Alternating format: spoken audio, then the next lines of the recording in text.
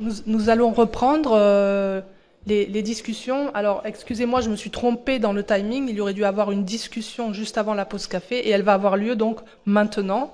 Et très directement, nous passerons à la deuxième session. Donc là, nous allons discuter. La parole est au public. Alors, s'il vous plaît, des questions très très courtes pour des réponses très très courtes pendant 20 minutes jusqu'à 11h10 et après, nous passerons à la deuxième session. Donc techniquement, je crois qu'il faut lever la main, je vous donne la parole, ensuite vous appuyez sur le bouton qui vous permet de parler dans le micro. Alors monsieur, lève la main, allez-y. Et est-ce que vous pouvez vous présenter éventuellement, rapidement? Oui, bonjour, je m'appelle Ryan, je ne suis pas chercheur, je suis musicien. Mais je suis moi-même issu d'une famille maghrébine qui a dû fuir l'Algérie à cause de l'islamisation du pays dans les années 80-90. Donc je m'intéresse beaucoup à ça. Et j'ai juste une question. Je voudrais savoir, qu'est-ce que vous pensez, vous, en tant que chercheuse au CNRS, des affinités qui sont apparues entre des chercheurs européens et les mouvements salafistes et fréristes?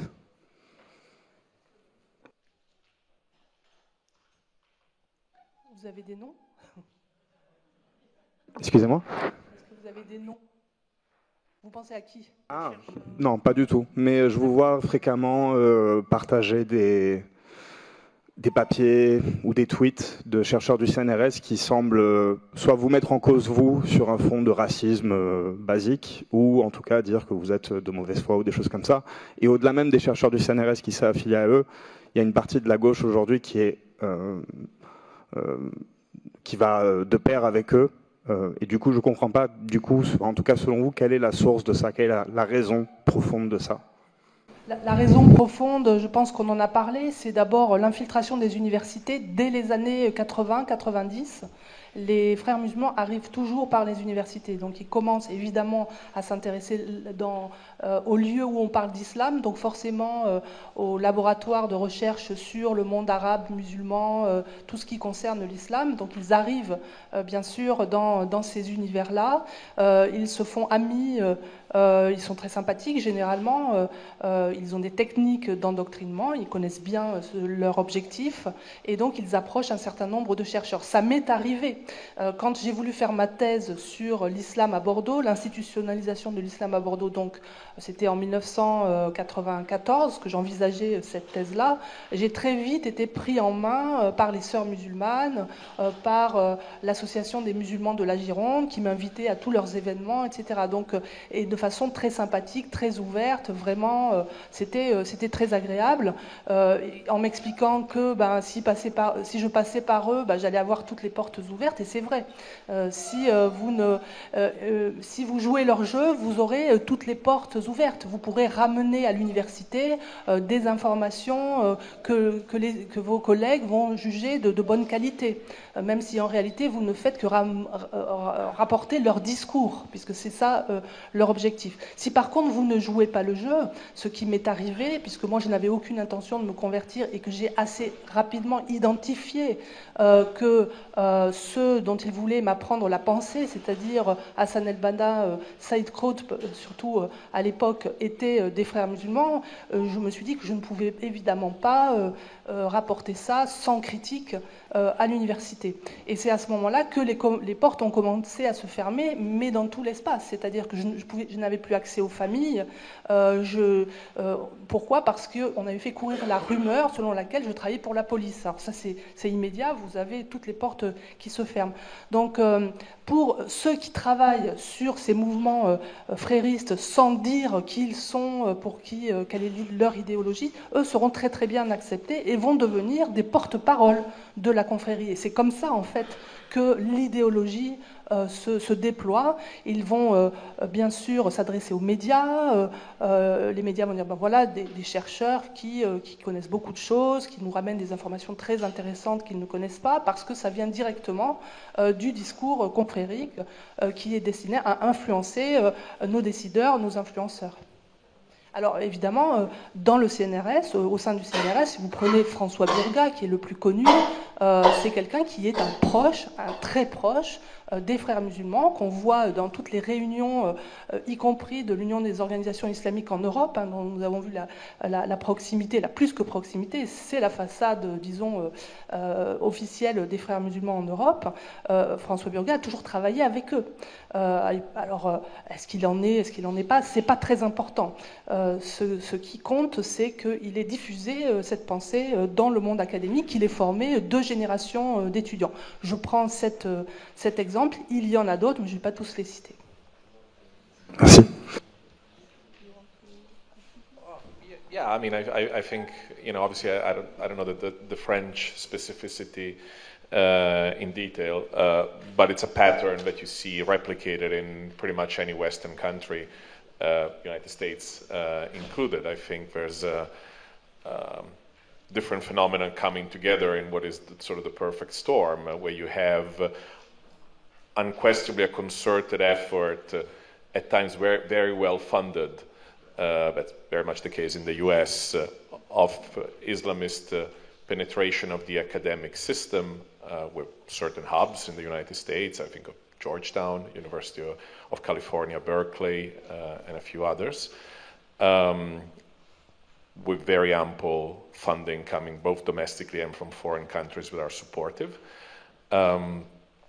And obviously, generally a political climate within faculties which tends to be already favorable. So when you have that sort of already favorable environment together with opportunities, funding, indeed the access to research, they make it very easy. It's a ready-made meal for you. It becomes quite easy. And I think to some degree that over time, I think you said correctly, probably 2 generations like that, it's very difficult for particularly a junior researcher to go against the grain, because you will find that it's very difficult to get good grades. It's very difficult to get in the good graces of the senior faculty. It's very difficult to get hired. It's very difficult to get grants, to get funding. I wanted to discuss it a little bit. I know we have a thing about conclusion and what to do, and I think to some degree that's one of the big challenges, is that more than anecdotally, I can tell you that it's a lot of junior researchers that I encounter, and I'm sure the same goes for Florence and others here, are interested in the topic, but then they understand that it's not the smartest career choice to go against the grain. I've had plenty of people that have worked on papers or things for my center with me, but then didn't want to have their names on it, because it's not great, if you're thinking about career prospects. So that's, maybe we'll talk about it later, but I think that's an environment is common everywhere. Probably France, if I were to say, not as bad as other places. I think in Sweden we have the same picture.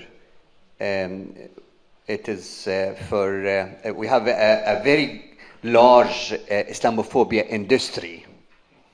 So if you would like to have a good career in academia, or you have to write a doctor's thesis about Islamophobia, and directly you will get a position in the academia. But as I am, or other colleagues who is working against the current, it is very difficult. So it shows very clearly which side you have to. Actually, it is not just Islamophobia industry.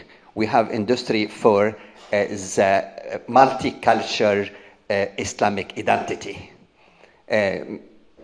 Now it moves the politician from class society to identity societies.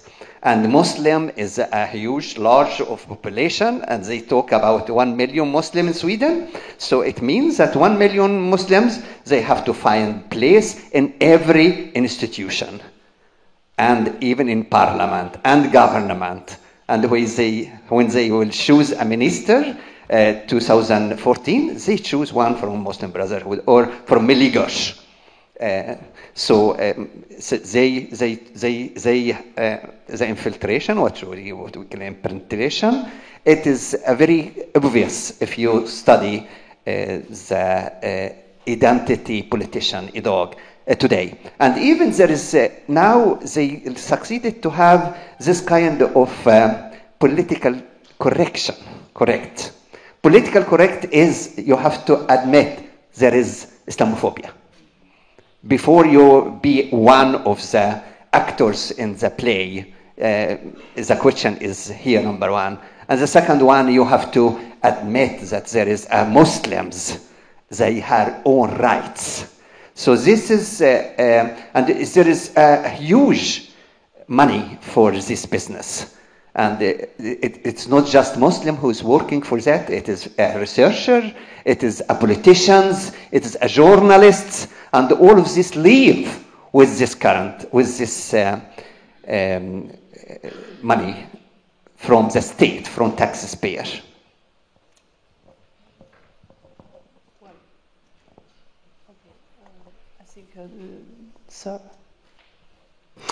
Oui, merci. Je m'appelle Jean-Claude Allard. Vous avez évoqué plusieurs domaines d'entrisme des islamistes en Europe. Vous n'avez pas évoqué les institutions régaliennes, disons. Donc la sécurité, police, justice, un côté, et d'autre côté, l'armée. Elles sont des cibles, malgré tout? Est-ce que c'est dans le programme? Merci.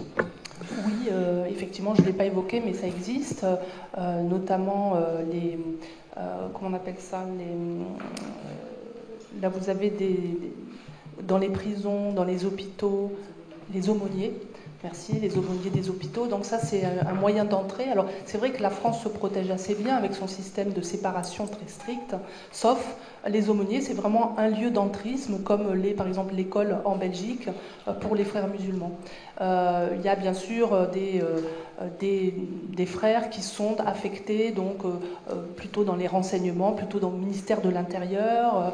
Il y a aussi des avocats qui essaient de peser aussi sur de créer des réseaux. Ça a été d'ailleurs diffusé par Europe 1, je crois.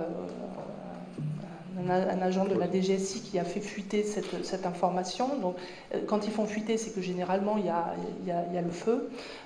Donc oui, ça, bien sûr, les instances régaliennes sont touchées. Peut-être une autre question? Oui, monsieur. Pardon.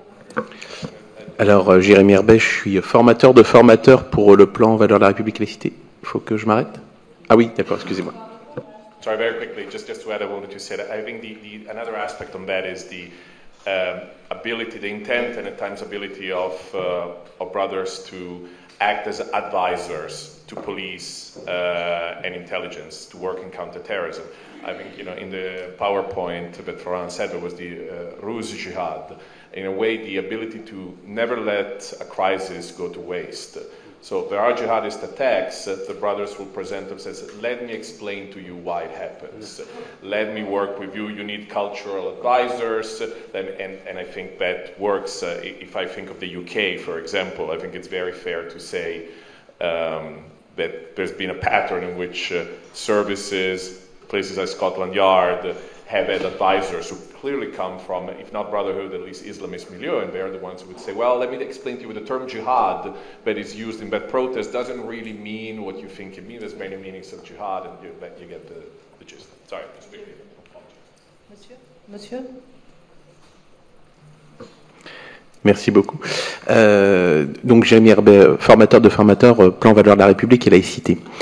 On a un système en France qui est la laïcité qui fonctionne plutôt pas mal, et j'étais intéressé par le cas Suède justement, voir il y a peut-être cette infiltration aussi qui se permet parce que peut-être qu'il n'y a pas un système laïcité qui est très fort. En quoi le système laïcité permet ou pas de bloquer justement ces infiltrations des frères musulmans et d'autres organisations de cette nature? Merci. Là, j'ai donné l'exemple des aumôniers, donc il y a quand même quelques failles dans le système laïque. Après, il y a une autre faille qui vient aussi de l'université, c'est la redéfinition de la laïcité. une laïcité inclusive, ouverte, etc., qui tue en fait l'esprit de la laïcité. Et à ce moment-là, vous avez l'Observatoire de la laïcité, Feu l'Observatoire, qui est devenu d'ailleurs une autre structure, qui permet justement aux frères, eux aussi, de dire mais nous sommes pour la laïcité. On va vous expliquer ce qu'est la laïcité, des conseillers en laïcité qui sont des frères. Peut-être sur la Suède, maybe on Sweden.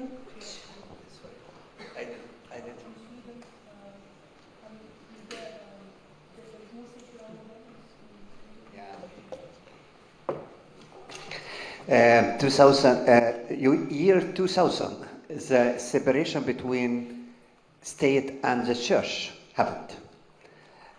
Before that, Social Democratic Party succeeded to secular the church. They use their organization to use different ways in the political ways, in the church, to secular the church. In 2000, it was a more economical and formal separation. So it is, Swedish society is a secular society. And now when Muslim Brotherhood come, so they found the tolerance of religion and the multicultural ideology. And they use the multicultural ideology to find a place in the political game. At the same time, they found some in the church which they still dream the power of the priests. So very left priests or in the church, they still dream to use the church in the political life to the left wing. So they succeeded to infiltrate this organization which belonged to the Social Democratic Party, which is very strange. Their name is Brotherhood. So we will go to the second session because it's time. Sorry. There will be other occasion to ask questions. So I will ask the second session to come. And thank you very much.